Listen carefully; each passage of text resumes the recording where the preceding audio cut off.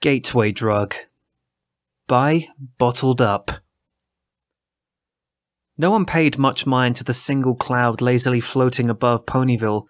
After all, Rainbow Dash had been known to leave a few stragglers behind, especially when her nap schedule overlapped with weather duty.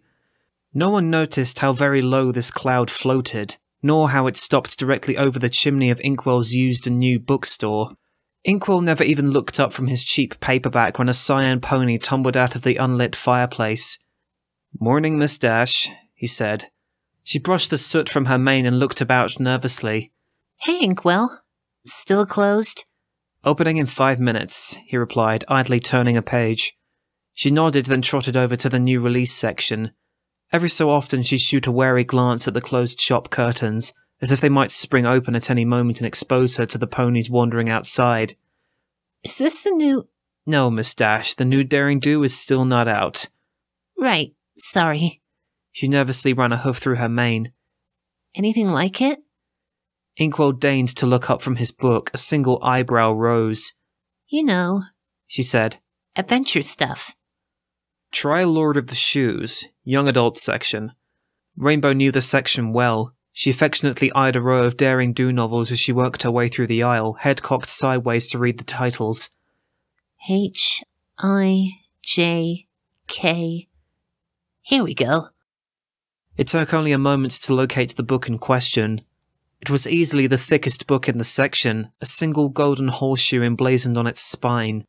"This thing is huge, Inkwell. I just want something quick before the next Daring." "You asked for advice," he said, slightly raising his voice to be heard from the register. "And you got it. Now hurry up, I want to open shop." She hesitated for a moment, weighing the tome in her hooves. With a shrug, she tossed it into a satchel slung over her side. "I can always exchange it for store credit," she thought, trotting to the cash register. "That'll be 30 bits, droned Inkwell. 30 for one book? That's highway robbery." "And that," he said, jabbing a foot at her satchel, "is a single-volume trilogy. 30 bits. "Explains why the thing is so big," she inwardly groused. She hadn't planned on dropping so many bits that morning and snapped the coins onto the countertop with more force than necessary. She moved to the fireplace, crawled in, and shot a parting remark over her shoulder before sieving out of sight. 10 bits a book is still a rip-off. The book was dense. The language was dense. The author, J.R.R. Coltkian, had a dry style. Rainbow Dash skimmed the first few chapters, a tendril of regret curling through her. The story was nothing like the Daring Do series. Then she got to the Black Riders. By now it was night time. She was reading by the flickering light of a single candle, and Coltkian had suddenly switched gears. Gone were the mind-numbingly long descriptions of food and landscapes. In their place were 9 evil beings astride charcoal ponies. Then came the Forbidden Forest with its barrow downs. When the dismembered hands started crawling towards Frodo in the dank hills of a forgotten burial site, Rainbow Dash shivered and tucked her hind legs under the covers. Her heart was pounding. Coltkian's language hooked into her psyche more deeply than Daring Do ever had. It took her 1 month to finish The Lord of the Shoes. After that, there was no turning back. She burned through Inkwell's fantasy selection like a forest fire.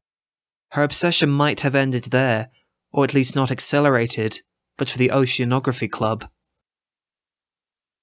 Rainbow had just finished kicking the last cloud out of existence over Ponyville when she spotted the hubbub.